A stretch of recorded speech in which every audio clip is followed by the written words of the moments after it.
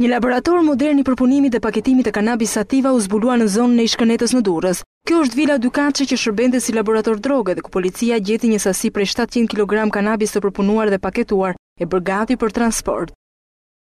Operacioni koduar Koordinata, që nisi mbrëmjen e së premtes, u finalizua me 7 të arrestuar nga Durrësi, Kruja dhe Tirana, mes tyre dhe biznesmen në sipërmarrje të vogla. Në pranga përfunduan Iqmet Pashollari, biznesmen nga Durrësi, Ajet Sulaj, Festim Xhelilaj dhe Pajtim Braçaj nga Tirana, si edhe Qerim dhe Lutfit Zeka të dy nga Kruja, ndërsa një 17 vjeçar po nga Kruja po jetohet në gjendje të lirë. Në kërkim u shpall biznesmeni 34 vjeçar Valter Pashollari.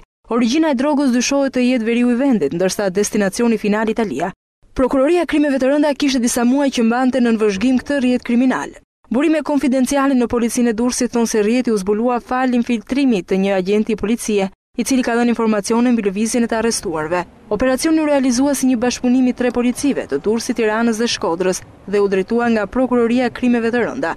Burime policore bëjnë të ditur se priten të tjera arrestime. Ndërkaq, një sasi rekord prej 3.2 ton bimë narkotike u sekuestrua të premte në qarkun e Gjirokastrës në malet e Kurveleshit. Policia identifikoi 4 autorë të dyshuar për kultivimin e marijuanës, por nuk arriti t'i vërë në prangë.